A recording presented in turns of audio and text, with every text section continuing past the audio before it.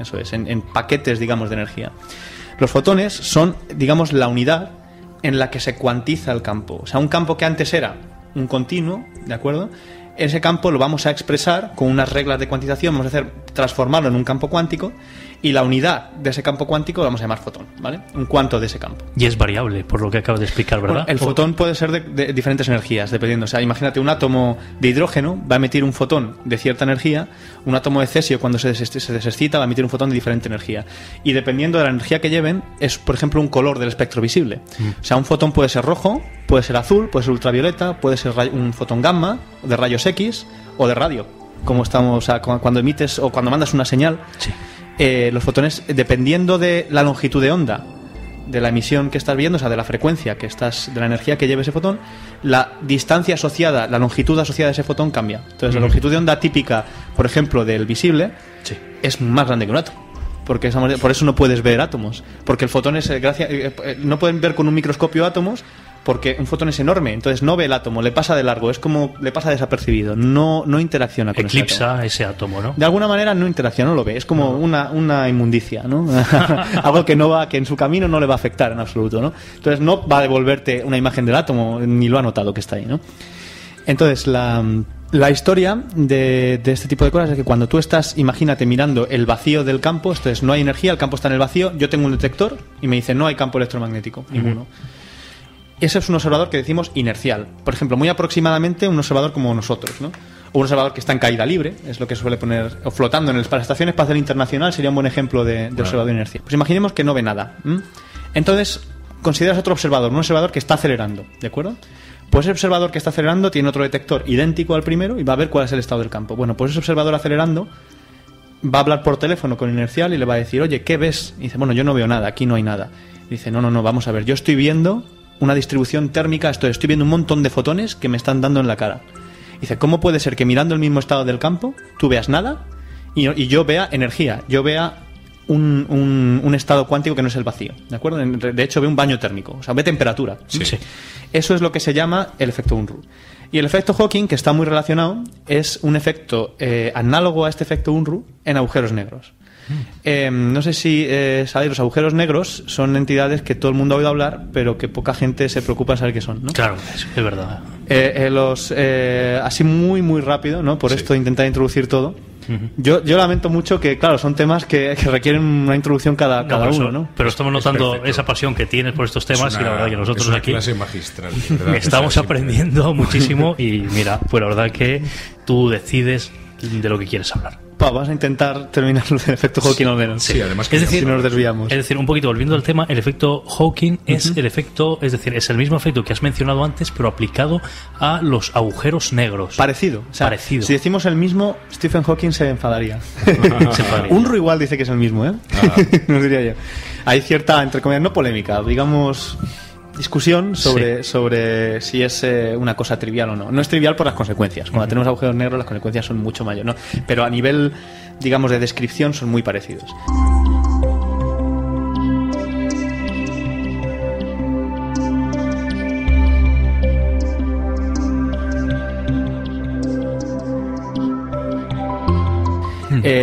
Básicamente un agujero negro son objetos astrofísicos, son objetos que en principio existen en el universo. Se pueden observar, no ellos, pero se puede observar lo que hay alrededor de ellos y ver que eso responde muy bien a lo que llamamos agujeros negros. O sea, básicamente un agujero negro es una estrella, era una estrella en el pasado. Las estrellas tienen una masa enorme, entonces gravitacionalmente esa masa tiende a concentrarse en un punto porque cae, o sea, efectivamente se concentran.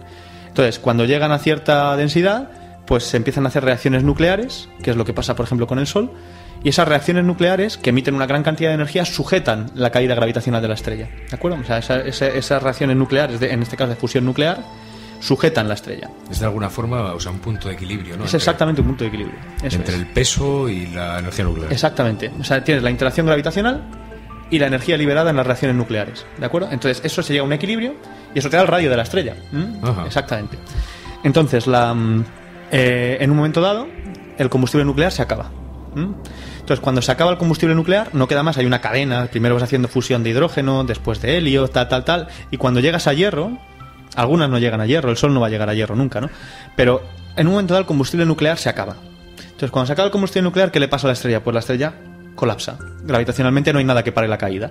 Entonces, en un momento dado, llegas a Claro, pero en el vacío, ¿dónde caes? ¿No? Esa es la... Lo que es hacia el centro, esa es la historia. Hacia el centro. Hacia el centro de la estrella. En principio, Ajá. nada raro por ahora. Ajá. O sea, esto imagínate algo razonable, ¿no? Sí. Está cayendo hacia el centro y aumenta la densidad. Ah, Entonces, en un momento dado, lo que ocurre es que los átomos están tan cerca unos de otros, por esto de caer, que juega lo que hemos hablado antes, el principio de exclusión de Pauli. Los electrones de los átomos están tan cerca que cuesta ponerlos juntos. Tienes que gastar mucha energía para ponerlos juntos. Entonces, eso, que se llama degeneración electrónica, puede llegar a sujetar la estrella. Esa energía que hace falta por el hecho de tener fermiones que no pueden estar con los mismos números cuánticos y que tendrías que excitarlos para juntarlos, eso puede sujetar la estrella. Si ocurre eso, eso es lo que se llama una enana blanca, que es como acabará el Sol. Una Eso. enana blanca. Exactamente, ese es el nombre, que es el tipo de estrella que se genera Pero después de eso- estos procesos. y en este caso sí es una estrella como tal, con su masa. No sería simplemente una energía como en el caso una energía o una densidad como en el caso de los agujeros negros, ¿verdad? Esto sería una estrella normal y corriente, entre comillas, normal y Sí. corriente, porque la densidad sería brutal. O sea, una cucharadita de esa estrella aquí pesaría varias toneladas. Eso creo que era lo que decía Carl Sagan. Carl Sagan, algo así. Es uno de los mayores divulgadores que ha habido en la historia, ¿no? Sí. La serie Cosmos, eso decía, sí, una cucharita de café Sí, sí, sí. de una estrella de estas pesaría tanto como toda la humanidad o algo Sí, así. sí, exactamente. Esas comparaciones que asustan, ¿no? Pero Sí, la verdad que... Pero, o sea, no, pero en principio no hace falta, digamos, nada nuevo para describir lo que está pasando ahí. Nada nuevo en el sentido de hace falta mecánica cuántica, hace falta, entre comillas, relatividad general, pero digamos que no hay nada que te cause un problema filosófico, vamos a decirlo así, ¿no? Entonces, eso ocurriría, eso es lo que le va a ocurrir a nuestro Sol. Si la masa es aproximadamente la masa del Sol, lo que va, el final de esa estrella es acabar como una enana blanca. Y ya está, eso es un equilibrio. La enana blanca con el tiempo también va radiando, se va apagando y se convertirá al final en una enana marrón, algo que no emite, una masa que se ha quedado ahí, muy densa, que no va a emitir. Es un objeto, digamos, un trozo de piedra muy denso flotando en el espacio, ¿no? Vale, eso es un tipo de estrella. Imaginemos ahora que la estrella tiene... Una pregunta, Eduardo, Sí. porque comentaban que Júpiter quizás no había sido una estrella hacia... Bueno, Júpiter pudo serlo. Pudo serlo. Es una would-be estrella, ¿no? O sea, podía haber sido una estrella, pero no tenía suficiente masa. Júpiter tiene reacciones de fusión nuclear, entre comillas. Tiene reacciones nucleares en su interior, pero le falta un poco de masa para convertirse en una estrella. O sea, no han llegado a concentrarse tanto como para sostener una fusión nuclear como la del Sol. Si Júpiter hubiera tenido, es que no recuerdo el número, no quiero decir un número sí, aventurando, pero no un número disparatado, no sé si era del orden de 10 veces o 100 veces más masa, simplemente, no hubiera habido sistema solar, tal y como lo conocemos, sería un sistema binario de dos estrellas, Júpiter y el Sol. Fíjate. Y además Júpiter hubiera sido una estrella muy inestable. Entonces, bueno, para nosotros es mucho mejor que Júpiter esté como esté. Mejor. Si no, no No estaríamos estaríamos aquí, aquí. ¿no? Igual, no sé, igual hubiera sido hasta mejor. Depende a quién le pregunte. También es verdad. Bueno, la cuestión es que ese es un tipo de final de la vida de una estrella. Otro tipo diferente de final de la vida de una estrella es si tiene un poquito más masa de la que hemos hablado. La energía de la presión de degeneración electrónica no es suficiente para sujetar. Eso es un valor finito. Puede tener más masa, nada te impide que tenga más masa. Y entonces la estrella no lo sujeta a la presión de degeneración electrónica. Entonces ocurre y entra en juego un proceso de interacción débil. Cuando se acercan mucho, digamos, las distancias entre electrones y los núcleos atómicos es muy pequeña, digámoslo así. Hay interacciones entre la corteza electrónica y los núcleos. Se produce lo contrario a una desintegración radiactiva beta. Es justamente lo contrario. O sea, de un electrón y un protón hacemos un neutrón y producimos un neutrino. Entonces, lo que ocurre es que todos los electrones y protones que había en esos átomos se han transformado en neutrones, ¿vale? Los neutrones no tienen carga eléctrica, son neutros, y también son fermiones, al igual que los electrones, ¿de acuerdo? Entonces, puede ocurrir, los neutrones tienen más masa, cuesta más excitarlos para ponerlos todos juntitos, o sea, vuelve a ocurrir el principio de Pauli. Eso sujeta, de nuevo, lucha contra la gravedad para no colapsar. Si eso es suficiente para compensar el empuje gravitacional, tenemos lo que se llama una estrella de neutrones. ¿De acuerdo? Las estrellas de neutrones son, por ejemplo, los púlsares que se oyen Sí. que eso fue genial, ¿no? Porque al principio la gente dijo, hemos encontrado civilización inteligente, porque era un pulso periódico, o sea, claro. Perfecto, además mucho más preciso que los relojes atómicos que tenemos aquí, que es lo más preciso que tenemos, ¿no? Entonces dices, esto ha tenido que hacer una especie inteligente. No. Eso es una estrella de neutrones que tiene un campo magnético enorme, porque los neutrones tienen momento magnético, entonces tiene un campo magnético brutal es nada en la Tierra se puede generar con ese campo magnético.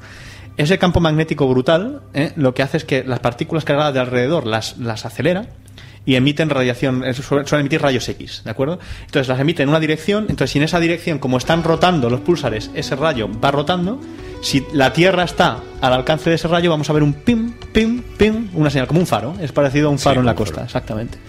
Entonces, esas son las estrellas de neutrones. Eso es muy divertido, porque las estrellas de neutrones tienen una densidad, si hemos hablado de las enanas blancas, las estrellas de neutrones es brutal.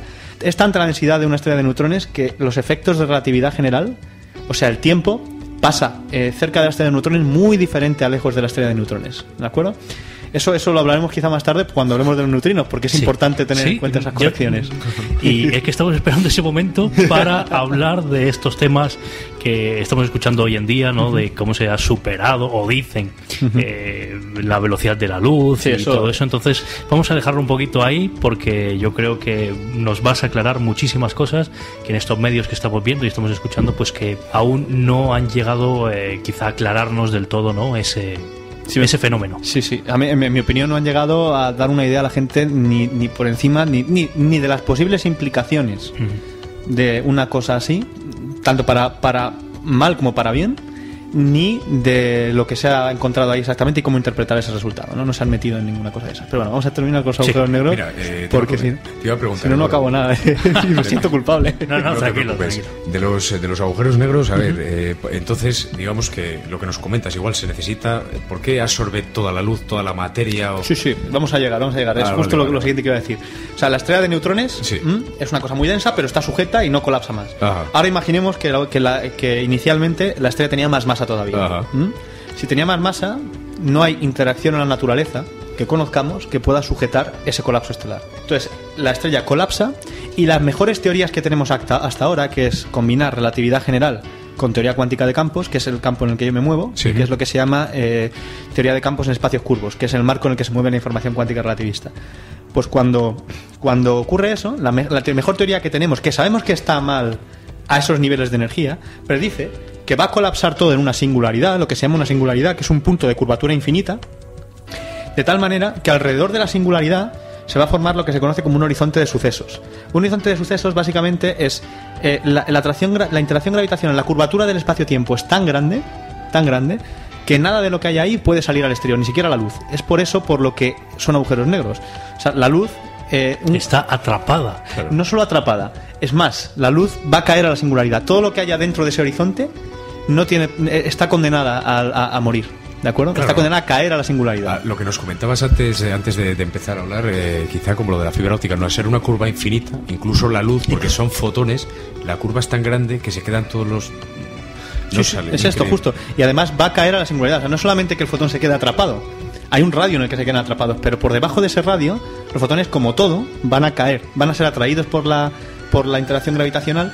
Y esto de que a los fotones les atraigan la interacción gravitacional si no tienen masa, no es ninguna sorpresa, porque es que la interacción gravitacional realmente, como mejor la entendemos, es como una curvatura del espacio-tiempo.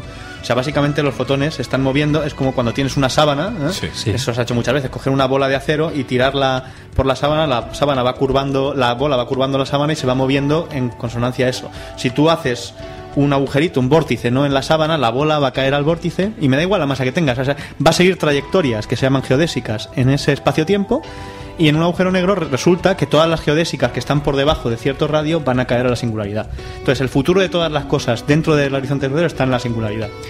Es decir, si nos tenemos que hacer una imagen mental, ¿no?, de cómo sería ese agujero negro, podemos decir que es semejante a un embudo. Un desagüe es una taza del váter, ¿no? Se pone muchísimo eso. Es un buen agujero negro, digámoslo así, ¿no? Desde el punto de vista de que nada de lo que pasa a la taza del váter te apetece al menos que vuelva, ¿no? Entonces, una taza del váter ideal es un buen agujero negro, entre comillas, ¿no? Si no es un móvil que se cae ahí. Ya, bueno, pues... No, me sea uno que se le ha caído por ahí. En cualquier caso, la historia es que es una cosa muy curiosa, porque en agujeros negros depende de quién los mire, de una cosa u otra, ¿no? Por ejemplo, si imagínate que una persona desafortunada está cayendo en un agujero negro, para nosotros que estamos a una distancia de seguridad, lo que vamos a ver es que esa persona va cayendo, se va moviendo cada vez más lento, y cuando está a punto de caer, se para cerca del agujero negro. ¿Por qué? Porque para nosotros, debido a la curvatura del espacio-tiempo, no es solo curvatura del espacio, es curvatura del tiempo. Para nosotros, a él le lleva un tiempo infinito el caer al agujero negro. O sea, nosotros nunca lo veríamos caer dentro. Sin embargo, el tipo que está cayendo, para él, son solo unos